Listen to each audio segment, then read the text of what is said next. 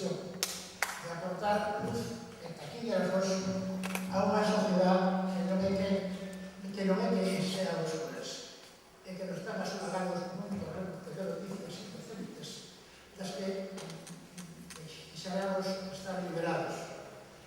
Mais que precisamos transparencia, decencia, honestidade e unha enorme soida para barrer tanta inmundicia política que nestes momentos nos obrigan a soportar.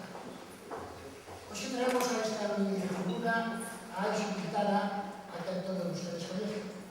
Logo será Roberto Vera quen les fale máis por orgullo da razón da súa presencia aquí nestes momentos. Eu, como presidente do Foro Bateneira, quero anunciarles que estamos traballando no artellamento de varias conferencias, mesas redondas ou como queiran chamar. Temos xa bastante avanzadas conversas para traer a un destacado membro da Universidade de Vigo para que nos fale a nós, e sobre todo aos alumnos, os estudiantes a punto de pasar a universidade, sobre a problemática con a que se van a encontrar. Becas, especialidades, Bolonia, e todo ese mundo tan revolto neste momento. Tamén, en relación co tema do ensino, pretendemos traer esta figura, de feito, xa hai cuestións para que vean dúas persoas expertas, nun tema educativo que moito de vostedes podían falar, máis non tanto, que se chama o Instituto Libre de Enseñanza, a institución libre de enseñanza, que foi un método modelo de educación de fai por 7 anos, máis de 7 anos, porque estudiaron moito da xente que agora mismo agora xa quedan pouco os que estudiaron aquel modelo, pero que agora mismo o que temos non chegou ainda a superar o nivel de aquel modelo de ensino. É interesante saber o que se facía, cales eran os plans antes da República, o mundo da enseñanza para compararlo con o que temos hoxe, as miserias que temos hoxe. E tamén temos en carteira que o alto cargo da xudicatura pase por esta tribuna para falarnos da corrupción política, económica, institucional, personal, etc. Xa está conectado, só falta completar a data. Isto, cargado tamén, obviamente, como saben, vamos a estar en campaña electoral, entón intentaremos que pase por aquí cada un de representantes dos partidos que se van a presentar as eleccións para que nos falen dos seus programas e logo podemos comprobar se a que nivel de compromiso fixeron con nós e como cumplen ou non cumplen o que aquí van a prometer. Isto non significa que en todo este medio non aparezcan temas dos que non daremos conta no seu momento, temas importantes de actualidade que tamén podemos tratar. Así que, nada máis, gracias a todos por estar aquí. Nós pretendemos ser escrupulosamente independientes de poderes mediáticos, políticos e empresariais. Acudimos á generosidade de todos vostedes para que, con a súa colaboración, podamos manter esta línea e poder ofrecerles a todos información crítica, como ten que ser, analítica, como ten que ser, para que logo cada quen saque as súas conclusións e non teña que informarse solo por un canal. Aquí traeremos a varios canales de televisión para que todos expresen que ocurre na sociedade e que cada un de nós logo pensamos. Ahora paso de a palabra a Roberto, que lle vai a fazer a presentación do amigo Anxo Quintana xa no outro.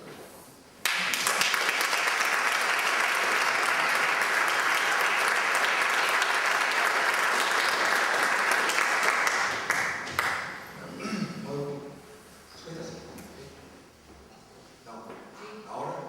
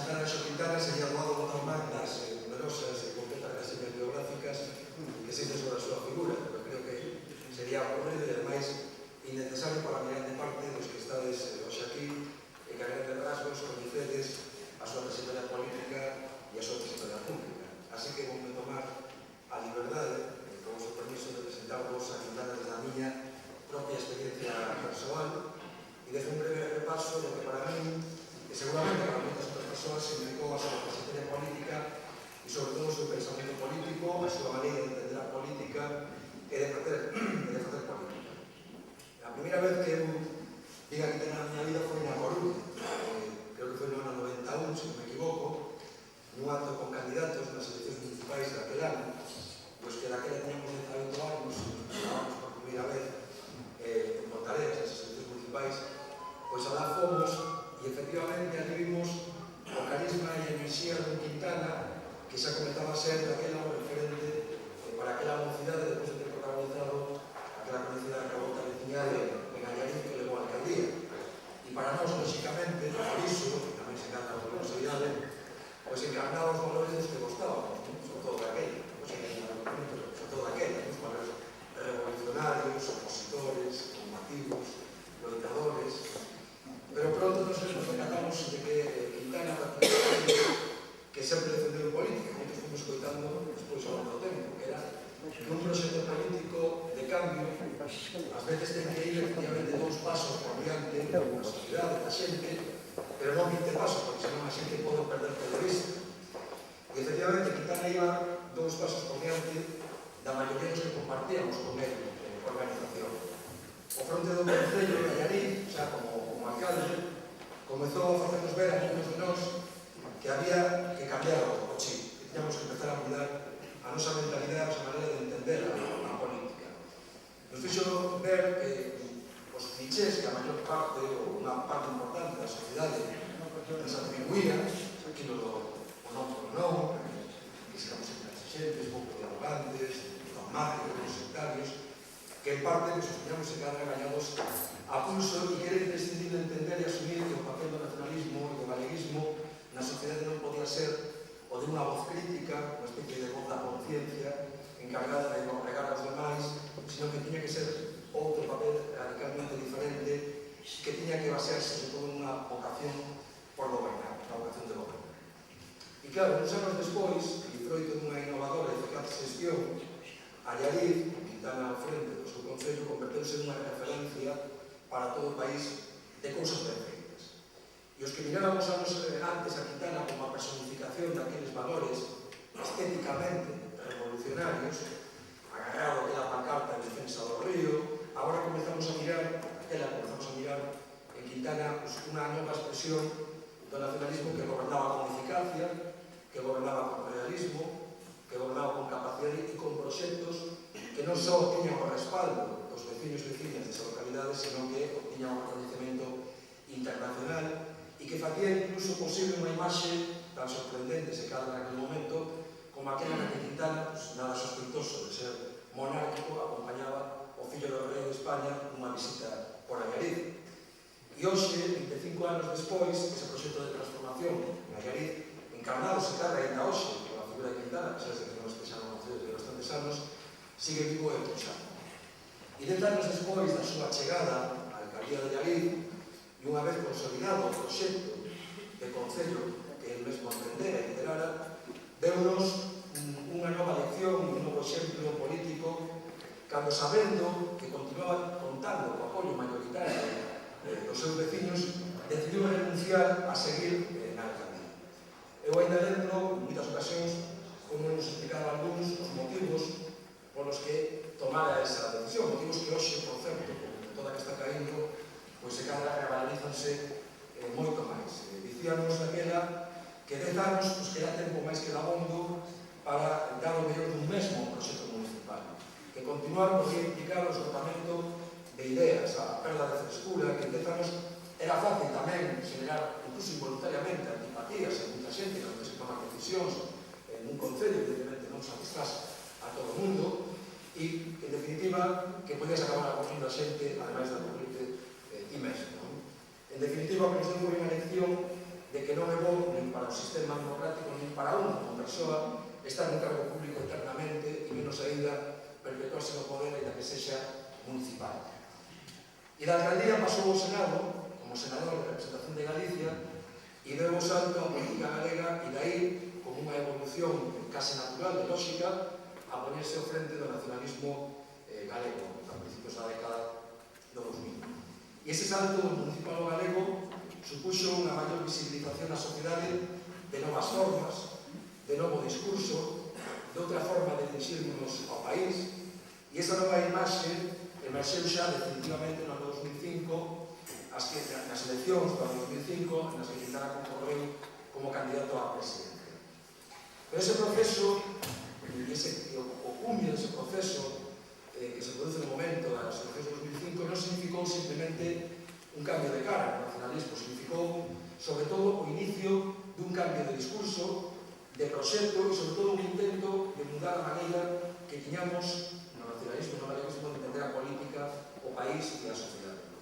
E hoxe, coa perspectiva de uns cantos anos, eu creo que a ninguén lle cabe xa a dúbida de que Quintana, desde a vicepresidencia da Xunta e tamén como líder do BNG, encarnou, por menos esa é a minha opinión, o único intento serio, viable e perfectamente pensado e estudiado na historia do nacionalismo e do galeguismo para conducilo cara a unhas posicións políticas que foran asumibles pola maioría dos galegos, para dotalo dun discurso que fora intelixible, comprensible e compartido, e para fornecer o nacionalismo dunha interpretación correcta da Galicia real e para abrir aquela organización política á sociedade convertendo-a verdadeiramente nun partido de masas.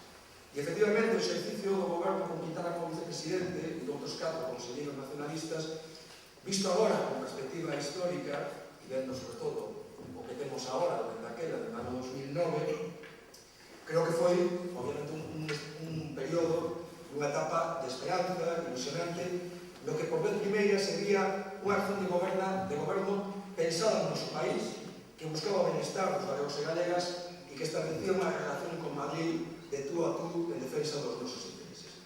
E isto comezou a ser visto con interese por parte de moita xente e de moitos sectores sociais que en absoluto se declaraban e se consideraban nacionalistas, pero que veían en Quintana a un gobernante sensato, coherente, dialogante e útil para os intereses e as aspiracións da maioría da sociedade e dos sectores sociais, como, por exemplo, o propio empresariado galego.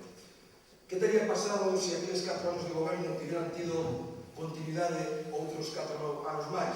Bueno, evidentemente, facer futuribles, neste caso, facer hipótesis do que teria pasado en caso de que se continuara 4 anos máis no goberno é complicado, son cuestións de conviccións. Eu teño a miña convicción, eu estou convencido de que hoxe habería, con seguridade, unha forza política nacionalista e galeguista no país forte que ocuparía un papel central na política galega. Non foi así, e a perda de un só deputado levou a perda do goberno e que hoxe teñamos o que temos. Pero ese resultado electoral tamén tivo outro efecto. Fixo aflorar en toda a súa dimensión a incomprensión e a discrepancia de moitos nacionalistas disconformes con esa pretensión de conducir o nacionalismo cara a novas posicións políticas. Ante o resultado electoral e ante esa incomprensión, entendo eu, Quintana deu, ao meu entender, unha nova lección política, por certo, bastante novidosa na historia do nacionalismo, que foi, incluso na política, que foi a de presentar a súa dimisión asumindo unha responsabilidade que, na miña opinión, e na de outros moitos, non lle correspondía.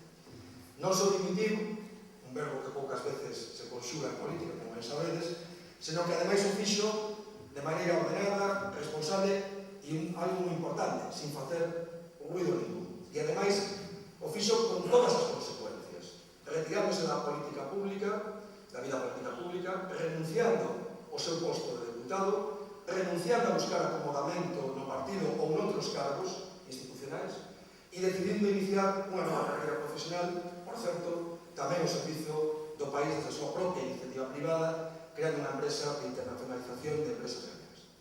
E se por isto non fora de abondo para darnos a idea da súa categoría ética e personal, durante estes case 6 anos ninguén pude escoitar ni unha súa queixa, ni un só reproche, ni unha súa crítica aos que sucederon. Ao contrario, as poucas veces que agachou o seu silencio foi sempre para falar ben.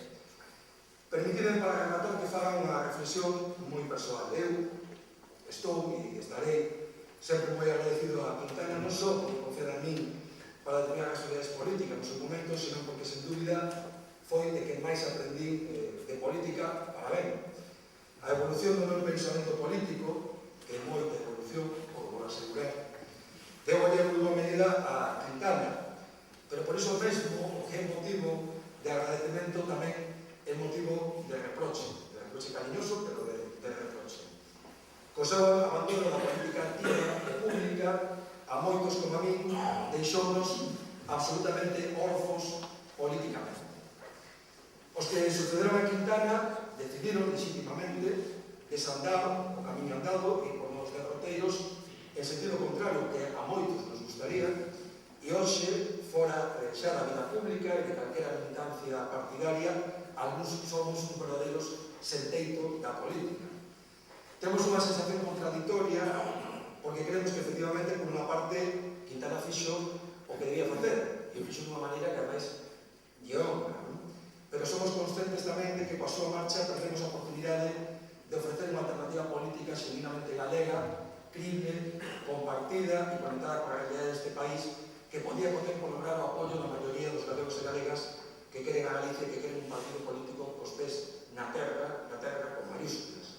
Achegado a nosa forma de ser, a esa forma de ser que, curiosamente, Estrella Galicia, o Celta, Gadis, Fenosa, está dizendo todos os días nos medios de comunicación sobre un captar moito mellor que os propios nacionalistas con esas campañas de o noso, digamos como galegos, orgullosos do noso, temos os nosos apelidos, estamos orgullosos deles, etc.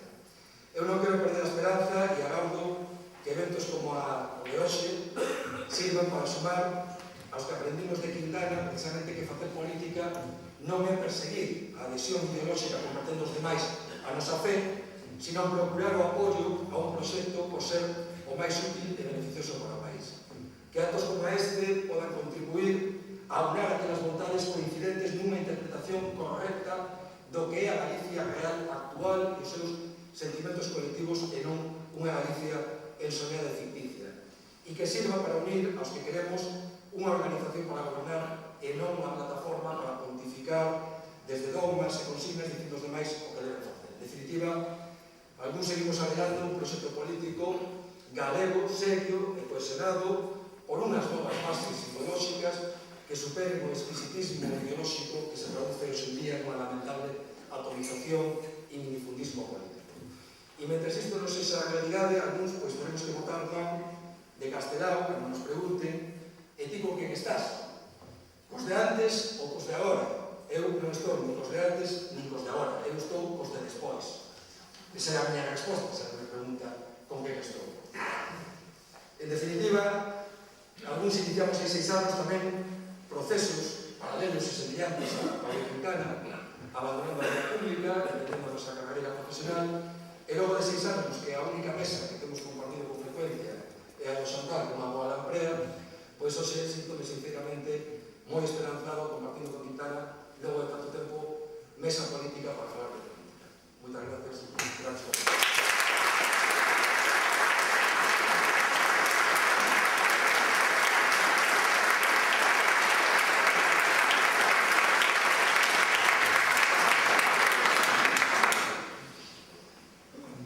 Moi boas noites, moitísimas grazas a todos e todas por estar aquí a escoitar unhas pequenas reflexións. Eu especialmente contento porque aquí serviu para escoitar a Roberto cousas que a mí nunca me dixo. Tuveron que sentarse todos ustedes para nestes últimos días, as últimas semanas, penso, xa tuve que respostar máis dunha vez a pregunta de si volves á política, non? Eu, de verdad que digo con toda sinceridade, que eu teño a sensación no meu foro interno de non ter ido na política. Seguramente porque teño unha concepción da política diferente a que poden ter algúns. A miña política son ideas, son valores, son compromisos individuais e colectivos. Eu esas ideas, esos valores, esos compromisos non os deixei nunca. Eu, en todo caso, o que deixei e o que lle puxen fin foi o que a xente normalmente ten como carreira política, non? Os cargos públicos, os cargos orgánicos. Pero de verdade que eu entendo que a política non é eso. Por eso, cando me preguntan, ¿volvites a política? Logo, que é isto máis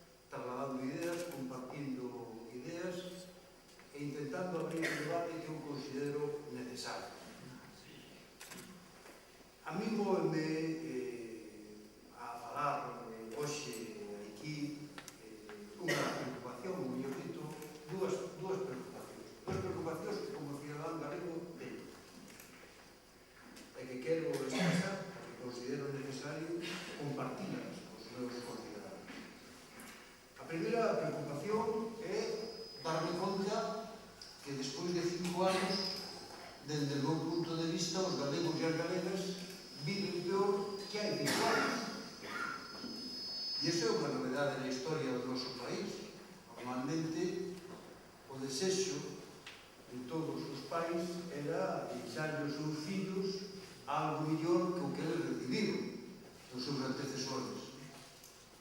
Vamos camiño de ser o contrario. É certo que se debe a unha crisis que sobará a Galicia, que non é só do noso país, pero que eu estou convencido de que a situación dos galegos e as galegas débese, ademais da crise que estamos a padecer, débese a súa situación, a imposibilidade dos galegos e das galegas de poder aproveitar, sobre todo nun momento de crisis como este, os recursos que o noso país ten. Non sermos capaces de aproveitar esos recursos está nos condenando a poder sufrir unha crisis ainda maior da que teníamos que soportar en aquel caso. A mí eso preocupa-me, por lo tanto, que ante unha situación así a política galega este máis desgaleguizada que nunca. Que ante unha situación así, as respostas que se intenten dar se sean trasladar aquí a Galiza miméticamente o que se di noutras partes de España. Penso que a política galega ten que ter especificidade propia para darle tamén contestación propia ao que son problemas xenuínos. A mí eso preocupa. E preocupa tamén que Galiza perdera peso político no Estado. Creo que vamos claramente hacia un debate sobre un novo modelo territorial do Estado. E eu non vexo a Galiza presente en este debate. Galiza deixou de ser suxeito político no debate de política estatal. Deixou de ter protagonismo. Eu penso que iso é tremendamente perigoso. Estas son as duas preocupacións que tenías, que non van a estar aquí hoxe con ustedes. Seguramente, para poder atacar a primeira das preocupacións, habería que empezar por preguntarse se Galicia é un país viable. Porque se resulta que como país non somos viables, non temos os recursos suficientes, non podemos generar riqueza para todos os cidadáns por nós mesmos, pois a discusión pode se rematar xa neste mesmo acto. O que sucede é que eu penso que Galicia sí que é un país viable. Sí que creo que Galicia ten os recursos necesarios para poder traballar e vivir como país. Sí que creo que os galegos e as galegas podemos construir un país que nos permita generar benestar para todos os cidadáns. Eu confío, creo que Galicia é un país con posibilidades. Evidentemente, hai outra xente que pensa que non. Eu creo que sí. E por iso creo que é tan necesario que os galegos e as galegas teñamos a posibilidade de explotar os nosos propios recursos en beneficio dos intereses dos cidadáns galegos. E creo que para poder enfocar os nosos problemas de verdade e con acerto, o primeiro que temos que facer é un análisis realista dos problemas que temos diante. Realista e veraz. Sermos capaces de identificarlos nas súas auténticas condicións. Eu penso que iso hoxe non se está facendo. Eu non creo que os problemas de Galiza sexan únicamente un problema que se poda dirimir na contradición esquerda-dereita. E quero explicar isto porque considero moi importante. Na política, na teoría política tradicional, na teoría política histórica, os partidos políticos defínense como organizacións de defensa dos intereses de clase. E hai partidos políticos de dereita e partidos políticos de esquerda porque hai clases sociais. Os partidos políticos de dereita están constituídos para conservar os dereitos de determinada clase social. E os partidos políticos de esquerda están constituídos para reclamar os dereitos de outra clase social. E, por tanto, haberá dereitas e esquerdas mentre existan clases sociais. Esa tontería que normalmente se dice agora e que se escoita bastante, de que xa non hai ideoloxías e non fan falta nin as dereitas nin as esquerdas, porque xa non hai clases sociais, é unha auténtica burrada. Claro que hai clases sociais, e por iso hai dereitas e esquerdas. O que sucede é que os problemas de Galiza non se poden explicar únicamente dentro desa dimensión. Os problemas de Galiza teñen outra dimensión, teñen unha dimensión nacional. E senón, deixámoslo un por un, comprobémoslo en cada un dos problemas que Galiza ten. Galiza precisa aproveitar os seus recursos para xenerar benestar. Nun momento de crisis, calquer país o que faría sería aproveitar os seus recursos para intentar generar benestar e riqueza. Nun momento de crisis, por exemplo, calquer país o que faría sería reconducir o excedente que lle provoca a saída do sector industrial hacia a potenciación do sector primario, sexa no agro, sexa no mar. Galiza ten posibilidades de facer, porque ten recursos no agro e ten recursos no mar. Ten un sector primario por explotar, por desenvolver, por modernizar e por producir. Temos, ademais, enclaves no sector primario con capacidade para xenerar emprego e riqueza. Enclaves tecnificados con tecnoloxía suficientemente avanzada como para poder competir no mercado europeo e no mercado mundial. De todo se coñecido que Galiza, por exemplo, ten no ámbito do sector primario agrario un sector como o sector lácteo con capacidade para producir e con capacidade para xenerar emprego. Pero que sucede? Está eternamente en crisis. Todos os anos hai unha crisis do sector lácteo. E as crisis do sector lácteo en Galicia, por que se producen? Por un problema mal resolto entre patronos e obreiros? Por un problema que se pode explicar nas claves dereita e esquerda? Non. O problema do sector lácteo en Galicia é que non nos deixan producir leite. Por ser galegos. A mesma explotación que en Galiza ten problemas para producir e para vender, se esa mesma explotación, con mesmo grado de tecnificación, se en vez de estar en Galicia estuveran fronte, non teria ningún problema. Por lo tanto, o problema de Galiza hai que dirimirlo na dimensión nacional, non só na dimensión esquerda-dereita. E o mesmo sucedería con tantos e tantos outros problemas. Galiza ten claramente un problema de ordenación territorial, pero que Galiza ten 35.000 núcleos de poboación, o Estado español ten 60.000 núcleos de poboación, e deles 35.000 están en Galiza. Temos unha configuración territorial totalmente xenuína, especial, diferente. É imposible ir a unha ordenación territorial de Galiza se iso tense que facer dende as bases xenéricas que se marquen para o conxunto do Estado español. Ou facemos dende nós mesmos, ou será imposible que teñamos unha metodoloxía e unha ordenación territorial adecuada á nosa dimensión. En momentos